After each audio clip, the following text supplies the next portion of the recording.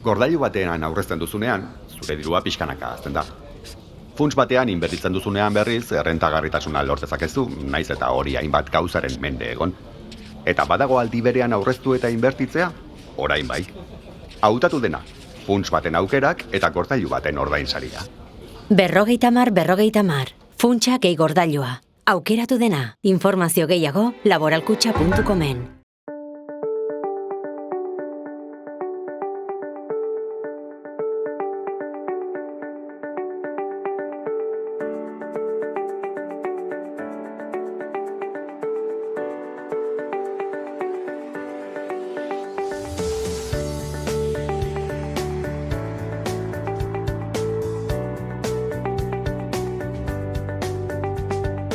Kaixo eta ongetorriak saio berri batera, gaur otsailak 24 astelena, elkarrizketa bakarra izango dugu.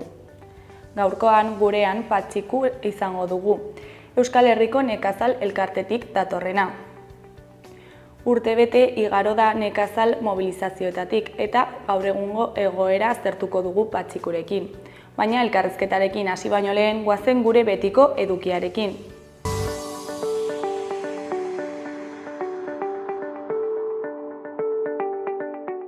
Goazen orain gaurko efemerideekin. Gaurko egun batean, 1939ko otsailaren 24an, AEB-tako Auzitegi Gorenak beso erorien grebak debekatu zituen.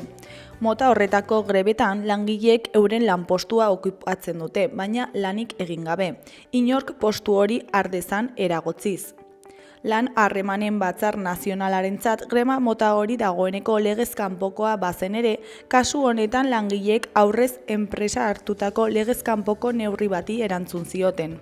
Hala ere, Auzitegi Gorenak enpresari arrazoia eman eta legez kanpoko greba egin zuten langileak ezin onartu zitezkeela erabaki zuen. Urte bat geroago, 1940ko otsailaren 24an, Ricardo Zabalza Nafarra fusilatu zuten Madrilen. Erratzuarra jaiotzez sindikalista eta politikari sozialista izan zen. 1934an Lur Langileen Espainiako Federazioko idazkari nagusi izendatu zuten eta nekazarien greba antolatu zuen urte hartako ekainean.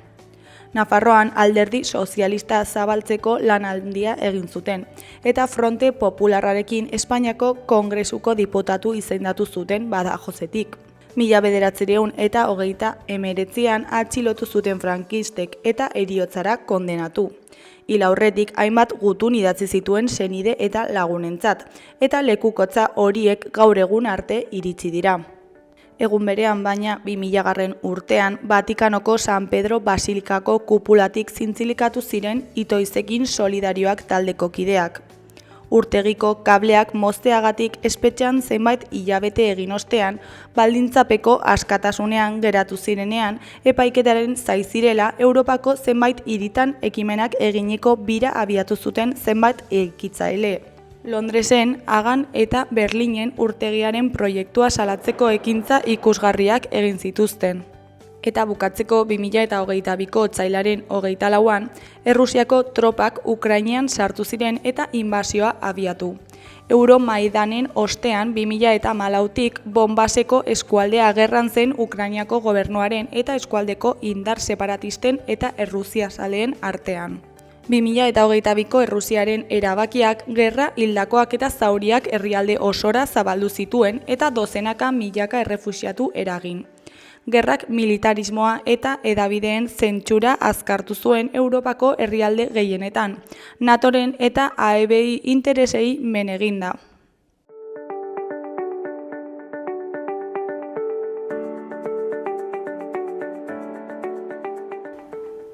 Ikus dezagun aste honetarako agenda. Ostegunean, alde batetik, geltokin arratsaldeko 8:00 bertsoaroaren baitan bertso afaria egingo dute. Arituko dira Eneko Lazkok, Nerea Elustondo Xabat Ilarregi eta gai jartzailea Alaitz Rekondo izango da.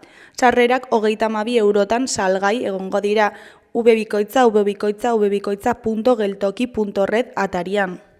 Beste alde batetik, Sanduzelaiko liburutegi publikoan arratsaldeko 7:00 irakurle txokoa euskaraz. Gerrak ez du emakume aurpegirik liburua izango du aztergai irakurle taldeak. Gainera, menopausia emakumeen bigarren udaberria izeneko hitzaldia egingo dute Euskaldunon biltokin, txantrean. Euskaldunon biltokik menopausia emakumeen bigarren udaberria hitzaldia antolatu du. Amaia Aristegi soziologo eta sexologoak gidatuko du, arratsaldeko 7:00 elkartean. Azkenik, otsegunak ekimenaren baitan Peru Galbete eta Malko baten kontzertua egingo da Zaldiko Maldikon iluntzeko 8:00. Zaldikok ostegunetan musika emanaldiak antolatzen ditu eta oraingo honetan Peru Galbete eta Malko bat izango dira elkartean arituko diren musikariak. Ostiralean, batetik Nafarroako Antzerki Eskolan arratsaldeko 7:00 Nastunburi izeneko antzerkia egongo da Barre-Xerka konpainiarekin. Antzerki eta antzerki tarteetan, esketxak proiektatuko dira ohiko moduan. Umore estilo ezberdinez ekoizitako entzunezko hauek emanaldia berritzailea eta dinamikoa izatea ahalbidetuko dute. Bestetik, bertso afari mozorrotua egingo da Euskaldunon biltokin. Inauterien karietara bertso afari mozorratua antolatu du Euskaldunon biltokik. Bi bando izanen dira, eta irabazle bakarra. Julen Bernaldo de Quiros eta Idoia Granizo batetik, Ainara Ieregi eta Beñat Astiz bestetik. Iluntzeko 9:00 biltokin.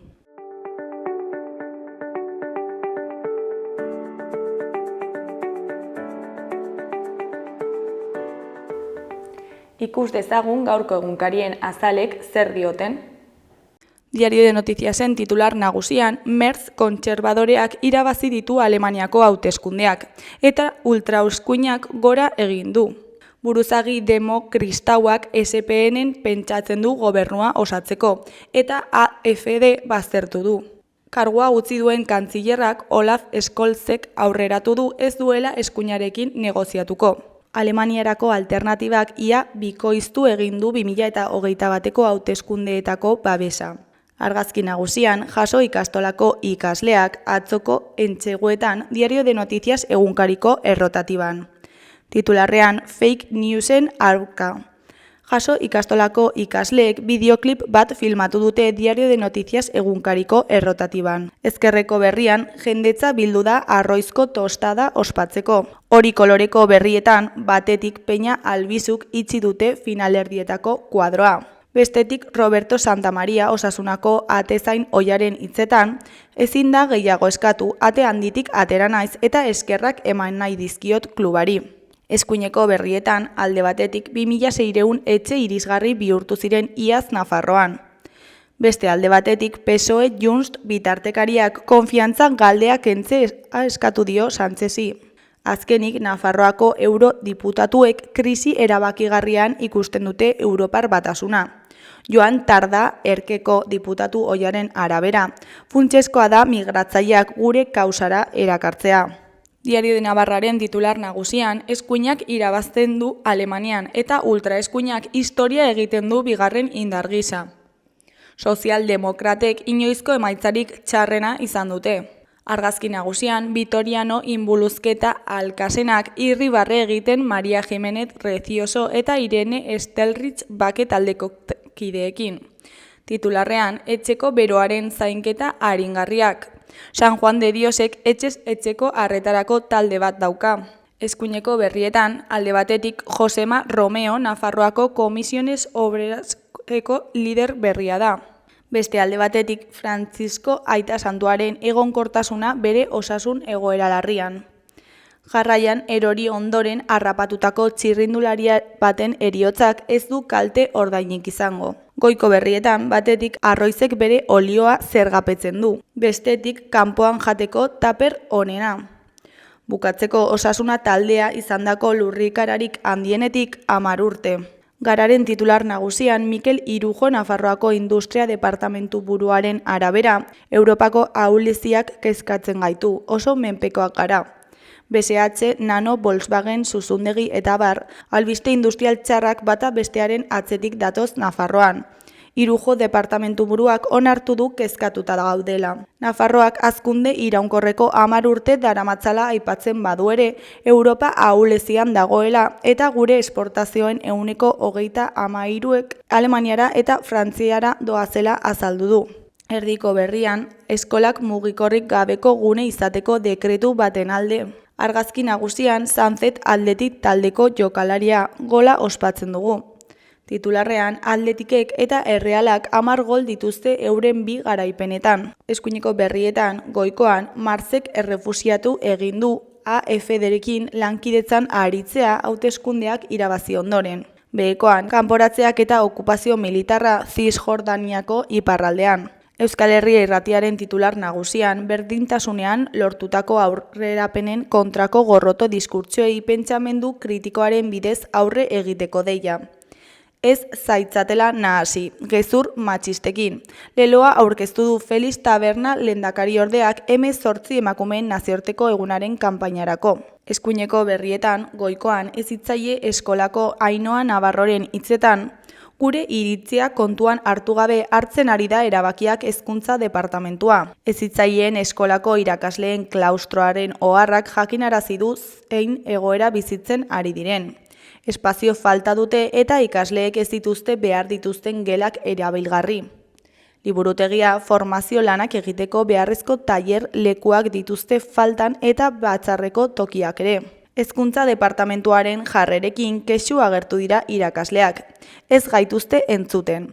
40 urte daramatza hezitzaileen eskolak ikasleak hezten eta egun 750 ari dira formakuntza jasotzen. Behekoan, Usue Artxankoren hitzetan, emakumei ahotsa jarri eta orain arteko historia tradizional, hegemoniko eta patriarkala hankaz gora jarri dugu. Mikroguneak Iruñeko mikroespazio kulturalen sarean lehenengo proiektua da Klandestinak. 10 emakume kolektiboren istorioak bildu dituzte eta gaur izango da lehenengo ekitaldia. Errepresaliatuak arratsaldeko 7:00. Usue Artxanko Antartikako ordezkaria mintzatu da zikloko xehetasunen inguruan.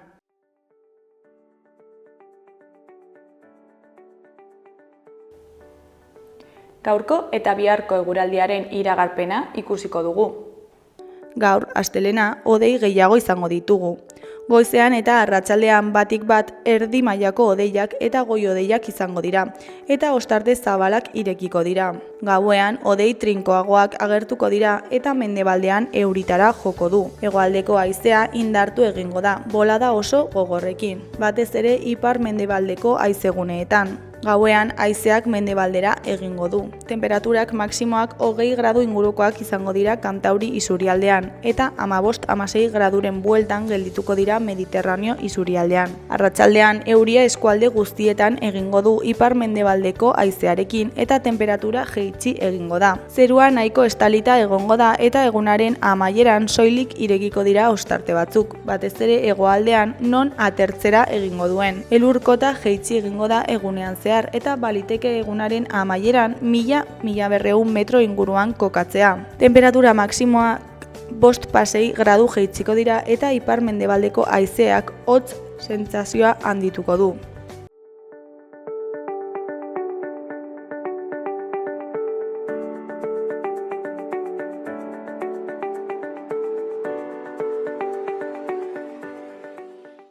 Kaixo, lehen aipatu dugun bezala, orain Patxikurekin gaude, Euskal Herriko Nekazale Elkartetik datorrena. Kaixo, zer moduz?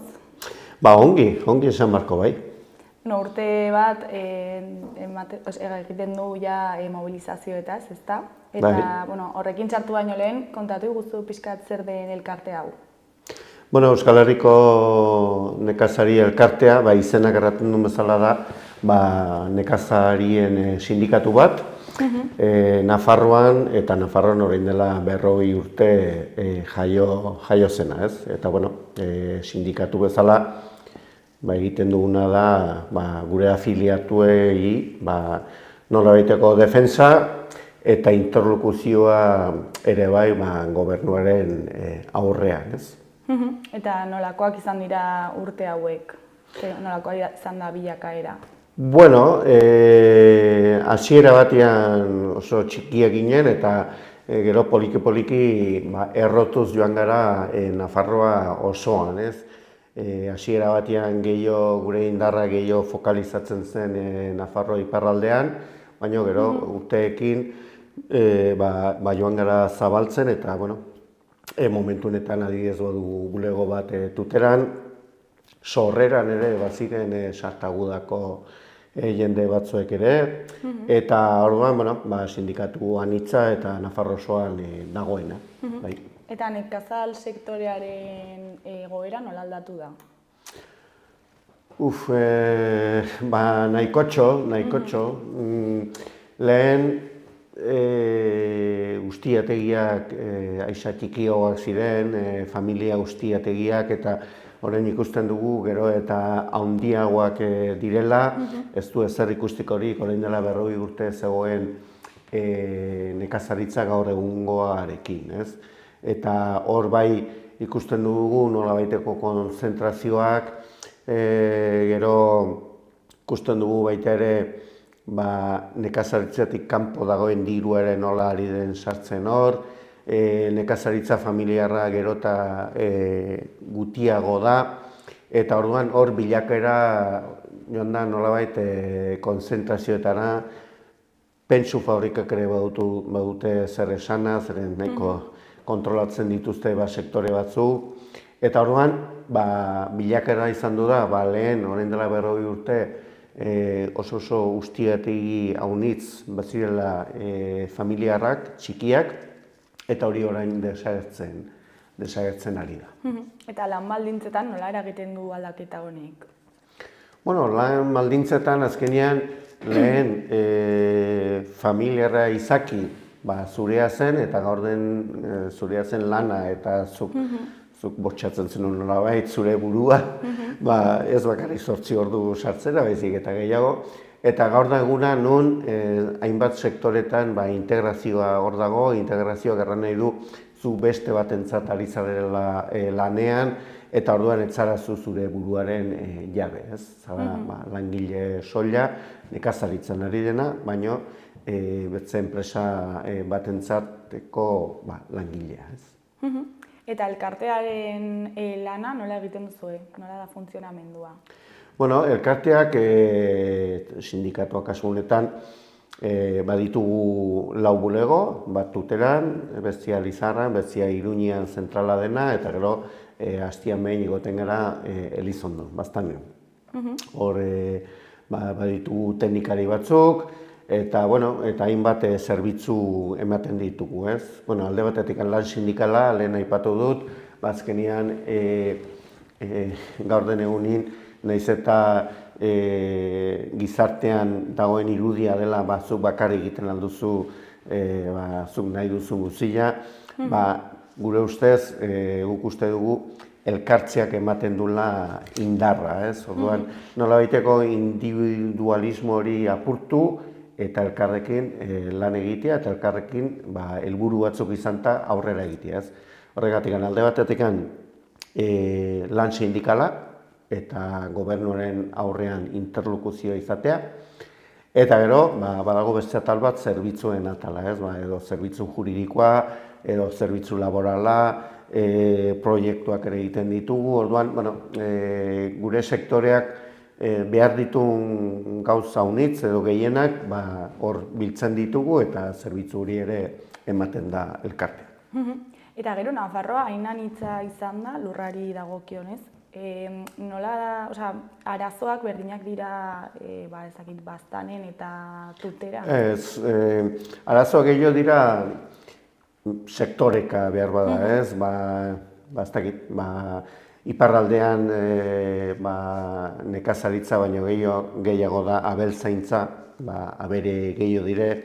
Iruñetik bera ja sartzen gara lur emankorretan, eta hor sektore zerealista, hor dago, nahiko potentea iparraldean ez dagoena.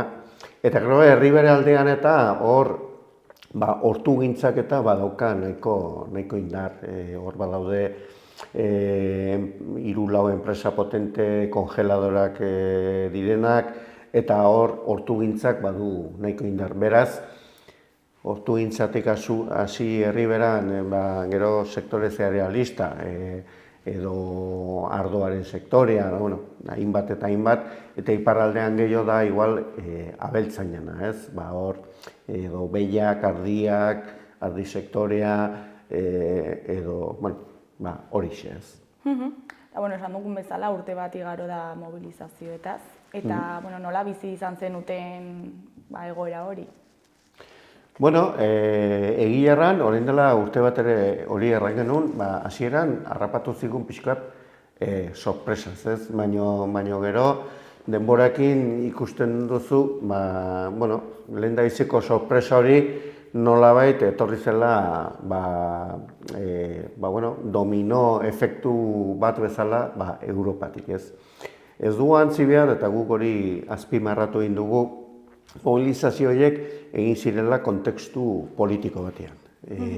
Otsailean egin ziren mobilizazio horiek, Europan pixka lehenago hasi ziren, ja urtarrilean hasi ziren mobilizazioak, baina ez dugu antzi behar ekainean izan zirela Europako hauteskundeak. Orduan, hor batzuei interesatzen zitzaion, hor halako mugimendu bat izatea, eta mobilizazioak hasi ziren Alemanian, gero Frantzian, Polonian, Italian, eta gero iritsi ziren estatu Espainiarrara, eta gero gurera, ez. Aipatu behar da, kontekstu politiko hori oso garrantzitsua zela, eta aipatu behar da baita ere, horren aurrean, sortu zen hor halako mugimendu bat, WhatsApp bidez eta elkartu zena, eta mugiarazi zuena jendea. Eta gu sindikatuok eta hor Nafarroan enetik aparte dago UAGN eta gero kooperatiban mugimenduan ere ukan, harrapatu zigun pixkoa horrela, ez, jokoz kanpo. Baina egia da, gero, bai batzuek eta bai besteak egiten genituen aldarrikapenak, ehuneko 85-90an aman komunak zirela, ez? Gero, bai badira ñabardurak, baino, hortan koiziditzen du genuen, guk adibidez gure afiliatuei erran genion nahi baldin zuten protestoietan parte hartzeko, nola ez, bakotxak libre da egiteko, baino gu ez ginen horregon, zere mugimendu horrek ere nolabait baztertu egin zituen, sindikatuen papera zalantzan jarri ere bai, eta orduan mugimendu apolitiko bezala eta asindikala bezala batzuten gu bezalako jendia hor ikusi nahi, ez? Baina, urte bat pasatu da, hainbat kontu ere bai, tartean aipatu ditugun hauteskundeak, eta hauteskunde horretan Europako Parlamentua lehen nahiko eskuina baldin bazen, orain eskuinago joan da ez. Eta zeintzuk ziren pasain urteko aldarriak? Gutxienez komun horiek? Aldarriak, igual aipatuko ditut bi ez, eta bitik bat Nafarroakin zer ikusia handiagoa du ez. Bada, aipatzen zen burokrazia, eta horren simplifikazioa. Gaurden egunean, kasi behi bat saltzeko, imar dituzu kriston paper pilak. Edo nekazal politika bateratuko subentzio kobratzeko, izugarria zer nolako papeleoa egin marren. Orduan, hor alde batetik zen zer nolako burokrazia dagoen, hori simplifikatu egin dela. Hori zen gai nagusi bat, ez? Eta ero bigarrena, eta Nafarroari lotuta zen politika fiskala. Azkenean Nafarroak badu eskumena bere politika fiskala eramateko, eta hor zen betze puntu potolo bat erran dezagun, ez? Eta hor bai, mobilizazio hauek zirela eta nekazaritzako mobilizazioak ziren, baina Nafarroan bi mai sortu ziren. Alde batetikan nekazaritza politika bateratuarekin zer ikusia zuen maila, eta gero beste bat, fiskalitateko maila, Ogasun departamentorekin zuzenean negoziatzeko, horrek bere ibilbidea izan duzun, eta gero lortu ziren gauz batzuk, gure ustez, ene sindikatu bezala nahiko interesgarriak, bere egunean atraktiboa izena jarri genion, baina beste batzuk ez dira hainen gustura gelditu, hor lortu diren kontu batzukin, eta orain da momentua oraindik hor dago maila, ez da desegin, eta urten ez dugu deskartatzen, maila horretan ere berriz segitia, negoziatzen, gure afiliatuak eskatzen duten hori aurrera eramateko. Eta zeintzuk izan ziren lortu ziren gauzak eta lortzeko geratzen direnak? Bueno, adibidez, Iban, zerga hori, urtea pasatu eta gero zuri bueltatzea tokatzen bazen, lehen bueltatzen zuten ekaina uztailan. Eta hor bai lortu zen bueltatzea hori martxoan erdialdera. Hau da, urteko IVA egiten da urtarrilean 31-an, eta hor lortu zen urtarrilean 31-atik hurrengo 6 astetan bueltatzea IVA hori. Horrek suposatzen duenarekin, hau da, nekazariak dirua efektiboa izatea.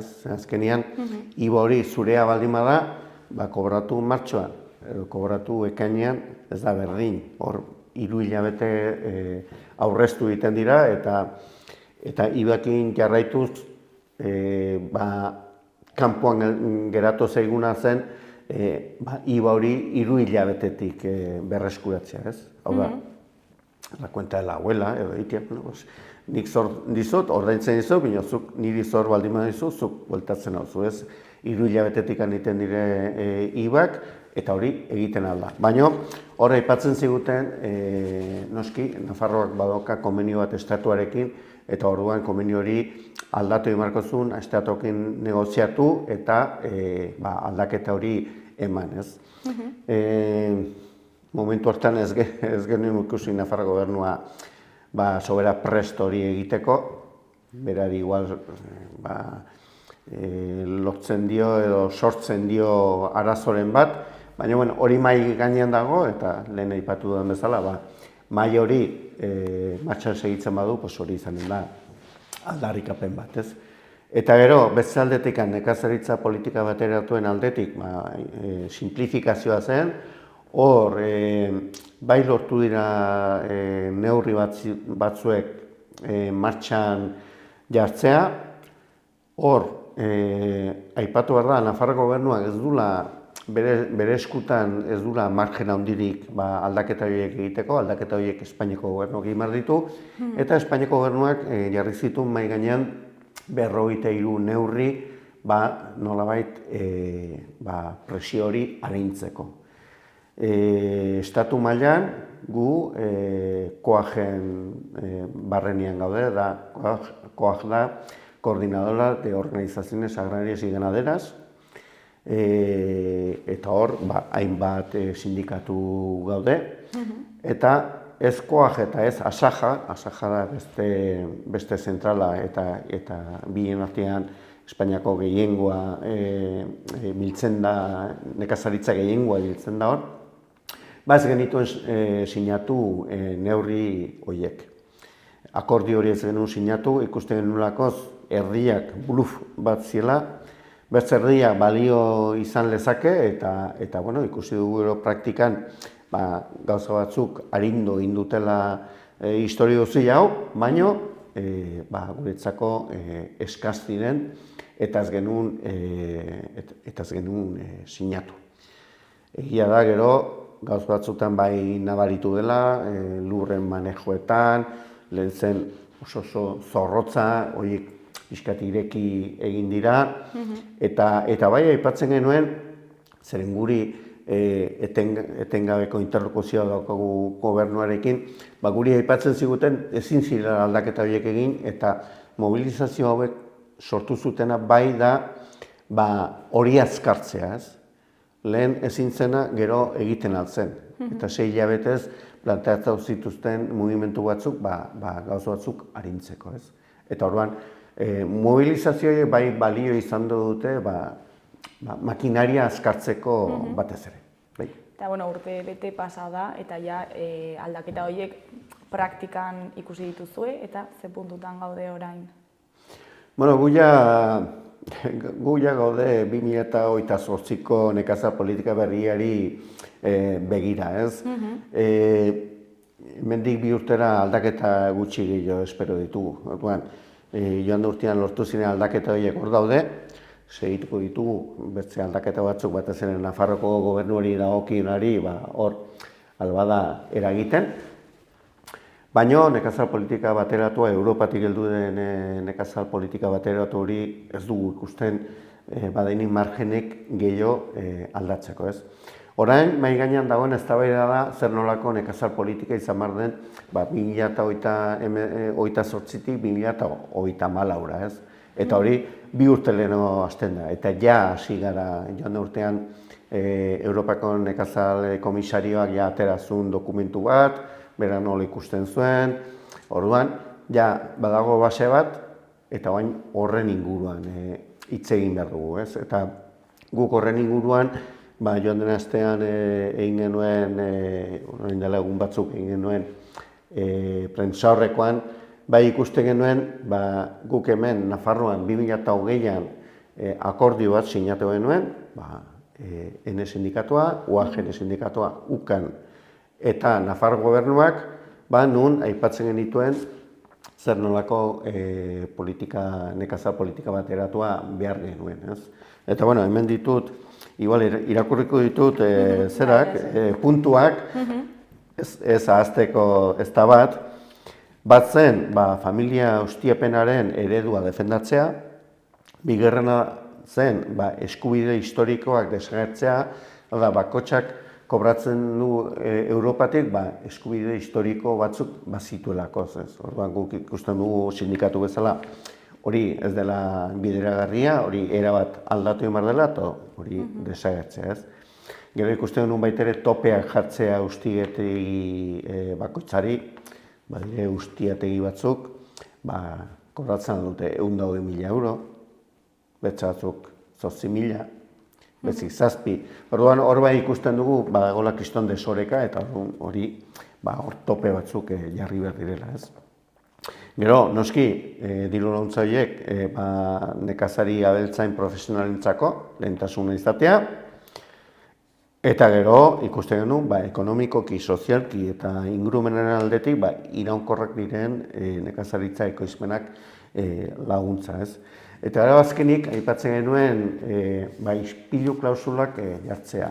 Ispilu klausulak zer dira? Hau da, batez ere, Europatik kanpo heldu diren edozin mozkin, beraien lurraldean nola ekoizten den, hemengo neurriak ere han aplikatzea. Hau da, ispilu klausulak hori da, ez? Hemen, zeo zer ekoizteko, baditugu bete behar batzuk, orduan, kanpotik etortzen diren ekoizpenak ere, bete behar horiek izatea, ez? Batez ere, ibiltzen aldiren pozoietan edo olakoetan, Europa badira gaz batzuk erabat kenduta direnak, ekoizpoin horietatik, baina kanpoan iristen dira, eta gero ikusten ditugu unitzetan saltatzen direla alako alerta batzuk, ez dakize produktuetan harrapatu dutela ez dakize aktibo, eta hemen ezin da ibili, betze tokitan bai, orduan, pixkat hortikan ez, eta gure ustez oso importantea da ispilu klausula hori. Eta gero ere ekoizteko prozesu hortan merkeagoak dira? Bai, noski merkegoak dira, zer hemendik kanpo seguruenik, han berdintzait nun, munduan zehar, laniteko baldintzak seguruenik diferenteak dira, eta orduan normalki merkeago etortzen dira. Gero zaila da. Taldeak lehiatzeko momentuan. Hori, nola etortzen da merkeo, ez? Ezkenien abioian edo barkotan edo kontenedora etortzen dira, hor garraiok ere badauka bere kostoa. Orduan, pentsa, han bertan zer nolako lan baldintzak dituzten, honat merkeago ailegatzeko. Oso desberdinak dira. Eta horregatik ere egin duzue, eskatu diozue Nafar gizarteari produktu lokala lehenestea, ez? Bai, hor bai, gure ustez, gure indargunea da gizartea, ez? Gizarte horretan, nola baiteko gure eskaparateak dire baita ere, jatorri izendapenak, eta hor ikusten da badagola kalitate bat, ez? Eta gero, kilometro zero deitzen diogu ekoizpenari, ez? Behar bada, ez du jatorri izendapenik, ez du halako zigilurik, baina zure etxe ondoan baldin baduzu nekazari bat, erosiari porroak, edo letxugak, edo bildotxa baldin badu, zuzenean erosi, ez? Orduan, alde batetikan, jatorri izendapenak eta bestetikan kilometro zero deitzen dugun bideoiek erabili, ez? Eta hor bai egin behar dugula indar, hori potentziatzeko, ez? Zeren, azkenean Euskal Herrian, herriberan hainbertze eta hainbertze hortugintza produktu egiten dira, eta Euskal Herrian bagaude 3 milioi lagun. Sobera urruti joan gabe, hemen bertan badaukagu aukera gure produktua salgai hartzeko dendetan eta barrez. Orduan hor bai ikusten dugu gizartea oso garrantzitsua dela gizartearekin konektatzea eta gure mezua gizarteari geratzea. Eta uste duzu honekiko kontzientzia dagoela? Kontzientzia bai, baina gero ikusi behar da zer nolako posibilitateak duen gizarte horrek, ez. Ikusten dugu gaur den egunean, orain dela 40 urte, familia batin bere gastuaren 40-50 janaria baldin bazen, gaur egun da 20. Bertze 20 dago aisialdian. Orain dela 40 urte etzagoena. Orduan, zure gastua 20 baldin bada, nora joaten zera, janari alik eta merkena erostera. Eta unitzetan ez duko inziditzen, merke izatea eta jatorri izendapen bat edo salmenta zuzeneko prezioak, ez datoz bat katea handietan dauden prezio egin eta barrez. Orduan hor, distribuzioekin ere guk sekulako guda egin beharra, ez? Beraiek ere azkenian estutu egiten dutelakoz nekazaria eta gugera azkeneko katearen begiaz. Eta hau aldatzeko non dago gakoa? Zer egiteko? Osa, hau aldatzeko? Aldatzeko oso zaila da aldatzea.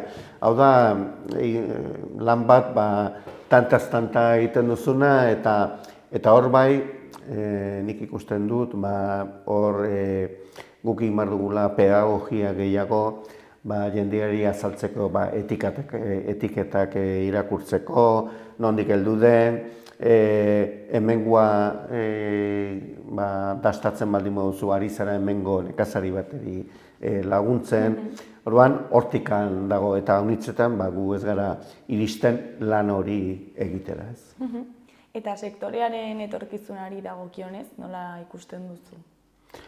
Sektorean ikusten duguna da, lehen aipatu dut koajek erabiltzen du termino bat, la uberización del campo, ez? Ikusten ari gara nola talde handi batzuk eta inbertsio funts handi batzuk ari diren ja lurra bere ganatzen. Eta hor ikusten dugu ja familia nekazaritza alboratu egin nahi dutela eta nekazaritza azkenian eroriko da funts putreoken eskuetan, ez? Hori da ikusten ari garena eta horretan ere gaude datu kezkagarriak, Espainia mailan Andaluzia, Extremaduran izugarria da zer nolako lur erosketak eta egiten ari diren horrelako putre funts batzuk. Errioxan eta ardogintza sektorean bodegak eta badaude Australianoen eskuetan, Errusiarren eskuetan, Estatu Batuetako eskuetan, Mexikarren eskuetan, ari dute dena jaten eta hemen Nafarroan ere ari gara ikusten zen nolako batez ere herriberan eta ez da egite kasualitatea den edo ezten, baina ureztatako lurretan edo ureztatzeko promesan dauden lurrak bere ganatzen ari dira, ez? Horrek eran edo eta bere ganatu egiten dituzten oski dirua jarriz. Eta familia ustiategi batek, behar bada igual ondoan duen lurra seiatuko da erosten, baina beste batean atortzen bada diru gehiokin, saldu berdunak noski aleri emanen dio. Eta behin erosita, klaro, jendeak alokatu behar ditu lur horiek, ez? Bai, alokatu edo uberizazio horretan alokatu beharrean, esaten dio, baten bateri traktore bat duena bere apero guztiekin, zuk egin hemengo lana, nik ordaintzen dizut, eta jazta. Orduan, Uberreko traktoristak izanen ditu, hemendikan toki denbora gutxira, Uberreko jendea ikusten dugu, edo taxi batean, edo bizikleta baten gainean, janaria banatzen. Uberreko traktoristak ikusiko ditu. Espero dugu ez. Ojo. Eta gero, jende gaztea sektore honetan sartzen da? Sartzen da, sartzen da, minio zaila da. Naiz eta Nafarroko Gobernuak berriki atera duen programa bat, Uberri, eta oso programa ausarta erranen nuke, eta gero diruz ere ongi hornitua, alde batetikan, espazara nekazal edo beltzain baten familiekoa zailena da lurra lortzea. Bai ikusten ari gara, hirietako jendea eta nolabait, ari dena pixkat kontzientziatzen eta bizi nahi du naturarekin pixkat hurbilago eta egiten ditu halako proiektu txikiak eta gero salmenta zuzenak egiteko eta hor bai ikusten dire gazte batzuk, hirietatik nolabait, herrietara joaki direnak, ez? Herrietara, igual, atatxin itxian delako, gero beste kontu bat da, zuk proiektu hori herri txiki batean egin nahi baldin duzu, hor bizitzeko eta etxe bizitza behar duzu, hori biztan da, eta hor bai ikusten ditugu zaitasunak, ez? Zuk igual ezaten alduzu proiektu oso polit bat, herri batean lortu duzu lurra, baina igual dago zure etxe bizitzatik 100 kilometrora, ez? Egunero egin behar duzu kilometro horiek edo bilatu behar duzu herri horretan bizitzeko toki bat. Hor bai ikusten ditugu zailtasunak. Eta gero Europatik etortzen dira laguntzak jende gaztearentzako? Badira programak, eta baino nik esango nuke gero laguntza horiek bideratzen dire Espainiako Gobernutik, horiek Nafarroko Gobernura, eta orduan horiek txertatu dire Nafarroko Gobernuak ateratzen dituen diru laguntzetan, ez? Kontua da hemen Nafarroan, hortik aparte Nafarroko Gobernuare ari direla esfortzu bat egiten. Sektoreen errealitatea da, momentu honetan, sektorearen ehuneko 60 baditu 55 urte baino gehiago. Eta 30 urte azpitik, ez dakit, oso porzentai txikia da.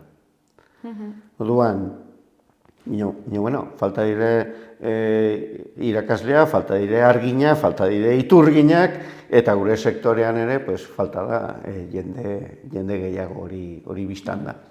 Baina hor, populazio ere zer sana badauka, eta gero guk sindikatu bezala ere ikusten dugu, hemen etorkinen lana ere, eta etorkinei nola egiten digun harrera, hor ere izaten aldela aukera bat, landa eremuen ere, hori nolabait bizpopulazio batian sartzeko, eta azkenien gu herri harrera egiteko herri bat izatea, eta hortik etortzen alda nekazaritzaren munduari ere betze buelta bat ematea, ez? Ikusten dugu, batez ere herriberan eta etorkin pila bat daude, etorkin iaia pila bat ez dut erranen gehiena, baina haunitzari diren nekazal munduan lanean, hainbat eta hainbat produktu eskuz bildu behar direlakoz, eta jende horrek badu ahalmena lan hori egiteko, eta jende horrek nik uste badula ahalmena ere momentu batean ustietegi bat hartu eta bere gainean hartu negozio hori eta aurrera egiteko. Ikusiko dugu nola etortzen den etorkizuna.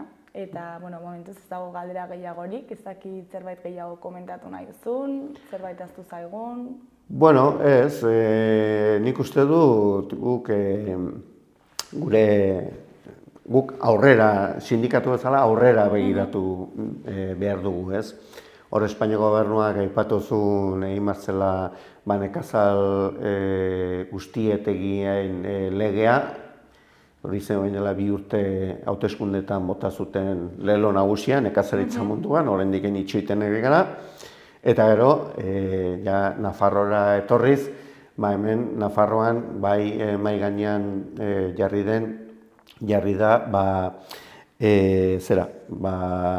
nolabait, lege bat, lege bat ez, bi lege batean, landa garapenerako legea eta kohesio territorialako legea biz bat egitea. Hor neurri batzuk ere zeurezki jarriko dituzte nolabait nekazal mundu hori birsortzeko, baina guk sindikatu bezala eta hori orain dela egun batzuk botatako prentsa horrekoan aipatu genuen, Nafarroan eraman den estrategia izan da erabat Iruñerri indartzea. Eta gaur den egunean Iruñerrien Nafarroaren biztanleriaren erdia dago. 300.000, 600 piko milatik. Eta bazterretan zer? Utxunea, kriston utxuneak ikusten ditugu. Orduan, lege horrek balio baldin badu. Nolabait, jendea berriz herrietara zabaltzen joatea, eta horrek eskatzen ditugu neurri batzuk ere mahai gainean jartzea, hurrengo urtean, hurrengo 2 urtetan, horren inguruan hariko gara batez ere hemen Nafarroan. Primeran Patxiko mila esker gurekin hitz egiteko tartetxo bat ateratzeagatik, eta ikusiko dugu nola datorren etorkizuna. Eskerrik asko zuei, tarteo emateagatik, eta oso gustora eta nahi duzuen arte. Ondo segi. Berdin.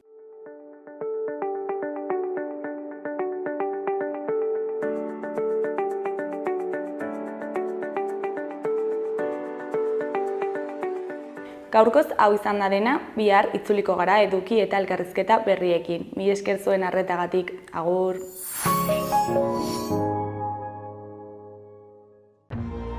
Gobierno de Navarra. Nafarroako gobernua. Gordailu batean aurrezten duzunean, zure dirua pixkanaka hazten da. Funts batean inbertitzen duzunean berriz, errentagarritasuna lor dezakezu, naiz eta hori hainbat gauzaren mende egon. Eta badago aldi berean aurreztu eta inbertitzea, orain bai. Hautatu dena, funts baten aukerak eta gordailu baten ordainsaria. 50-50, funtsa gehi gordailua. Aukeratu dena, informazio gehiago laboralkutxa.comen.